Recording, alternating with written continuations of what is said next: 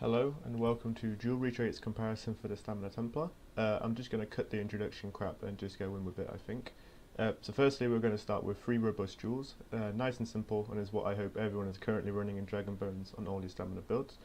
I chose to do these on the 26mm dummy because I had previously tested these traits on the 3mm and 6mm, but couldn't really get any concrete evidence to support my points. The rotation I've chosen to go for is my standard one. It's nice and sustained and will be used on all 4 of the tests today to ensure that I try to keep things as standard as possible. I chose not to use War Machine in these tests because wacky uptimes and timings of the firing means that my rotation will become dynamic and is a lot more prone to human error over an 11-minute fight. Therefore I'm currently running Celine's, Twisang Snake and Automaton, 1 axe, 1 dagger and a VMA bow. I'm stacking penetration in this fight with the lover and sharpened bow because I believe the closer I am to pen cap, the lower the fluctuations in these tests will become. Okay, so the first test that I'm currently in the middle of doing here is the 3 robust jewels, and then one by one I'm going to add 1 Bloodthirsty, so we can make an accurate comparison to how much damage adding each one of the Bloodthirsties is, and if we find out at the end that Bloodthirsty is a lot more damage over the whole fight than robust, then you can kind of look at it and judge how many you need to add, so what's the perfect balance between all the traits.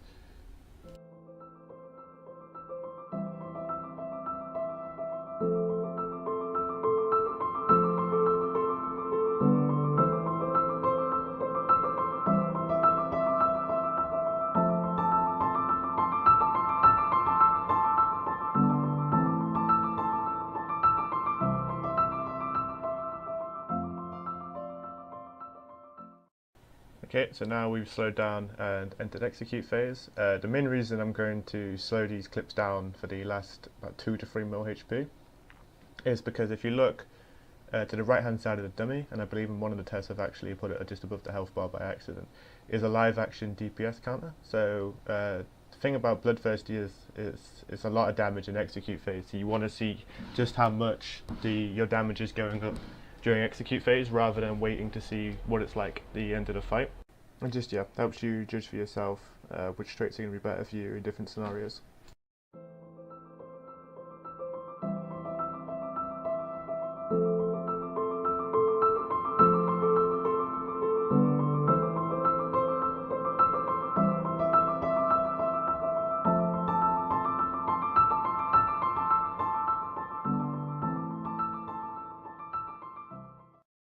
Okay, just waiting for the metrics to load now, and we end with 38.7.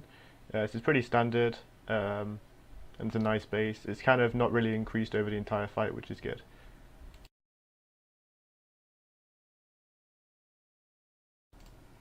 Okay, so the next one we're going to be doing here is the 1 Bloodthirsty to Robust. I forgot to mention at the beginning why we're only doing a comparison between Robust and Bloodthirsty. Is because Infused at gold level increases the enchantment effect by 60%, which will translate on 174 weapon damage to, I think it's just under 1 weapon damage passive on a set of armor. So that'll be the equivalent to, well, Robust being just under a passive of stamina from armor. So the reason why adding weapon damage is not very good at this point is because with Summerset they've changed the way light and heavy attacks have been scaling, so they're more focused on stamina than they are weapon damage. It's become really evident as when I started on the PTS, I used the Warrior Stone on all my tests and I was pulling absolutely horrendous numbers. Since switching to the Lover, I was gaining like 5 to 7k, which I know penetration's a lot better on non-debuff targets, but the gap was absolutely ridiculous. Celine's has also been overperforming for me because of max stamina, and yeah, I think the 20% from Bloodthirsty is just absolutely non-comparable to any of the 3 traits at the minute, during execute phase that is. I think the question that everyone's looking to answer is how much does it affect you over the course of the first 75%, and is it going to be worth it if you don't have a class execute, which I thought it was going to be really interesting to do on the Stamina Templar because they have absolutely no execute at all.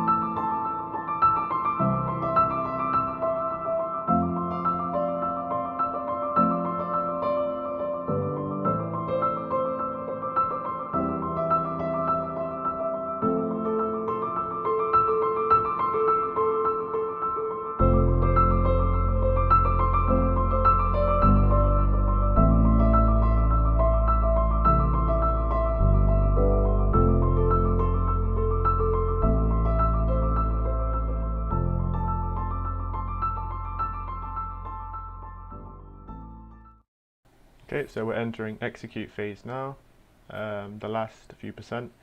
As you can see, Bloodthirsty is a lot better at this point. Just adding 1 has given us roughly 500 DPS at this point, with the potential to go even higher, which is a lot to gain actually, considering I don't think we lost any DPS during the whole fight. If we did, it was pretty minimal from taking off 1 robust. So yeah, you can already see how much just adding 1 Bloodthirsty actually is. So the metrics is loading up now. As you can see, we've gone up to 39.172, which is roughly about 500 to 600 more than free robust. So already you're seeing that over the entire course of a fight, your damage is increasing from Bloodthirsty, which is a positive sign. Okay, so moving straight on to 2 Bloodthirsty this time and 1 robust duel. I expect it kind of to go up the same way that it went up with 1 Bloodthirsty. So we gained 500 to 600 last time. I'm expecting it to double and go up about 1 to 1.2k. I think it's also really important to note that while Bloodthirsty is actually the most DPS over the longest course of the fight, from what it's seeming anyway from the first test, is that not only does it give you the highest damage, but it also gives you a lot more potential in raids. So for really difficult phases, for example vHoF last boss, that's the phase that mostly kills people. I personally had a lot of trouble there on Xbox recently. Asylum Sanctorium, the execute phase is always the hardest. AA as well, maybe not the hardest, but it's still, you know, an execute phase you need to burn on.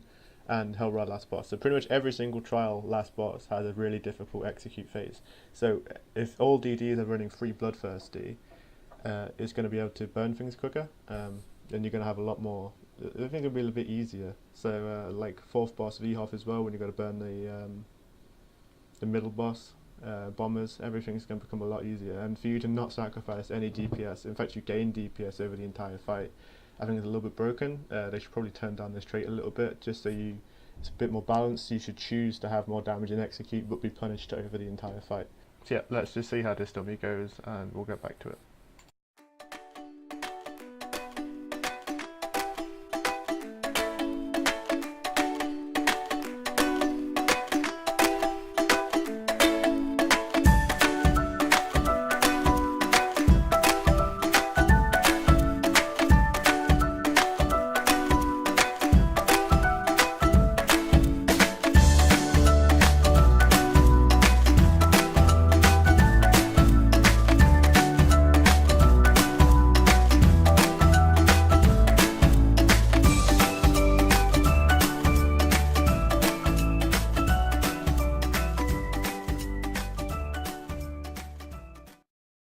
Okay, so we're coming up to the last 1 mil of this dummy now.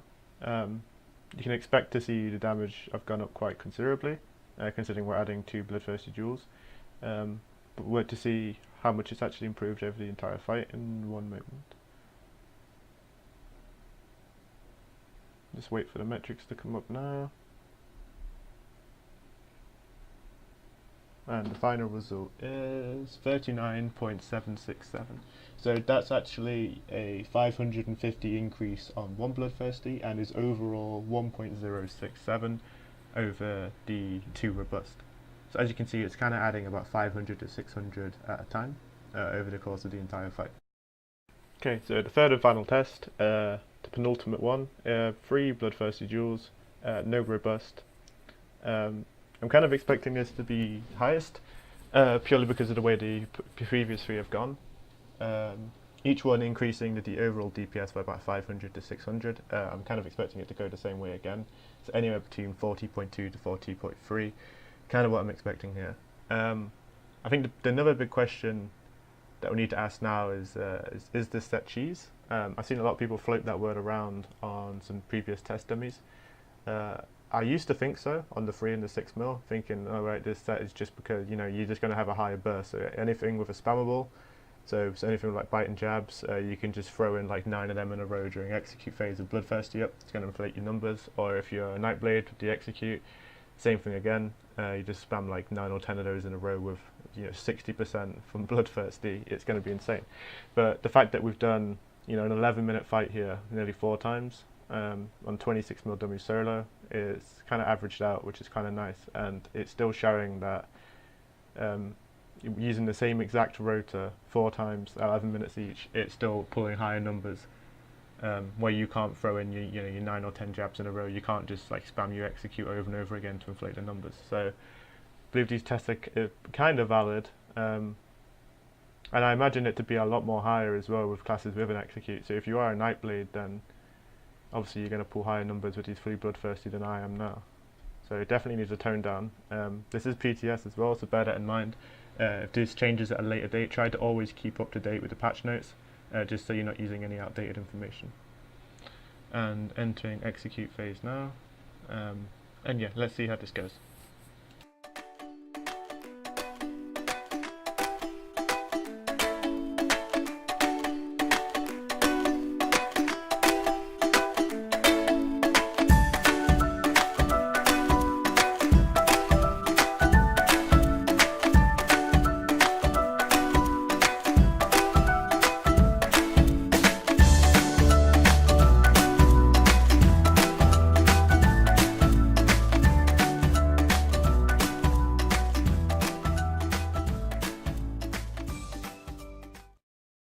And that is the 4th test done and dusted. Let's see what it gives us. God, this thing is slow at loading. Okay, and the final test result with 3 Bloodthirsty is 40.58k. So it can be concluded that every time you add Bloodthirsty, it's going to be an increase over Robust, and in general is just it's going to be the best to use. So thanks for watching, I'll see you next time.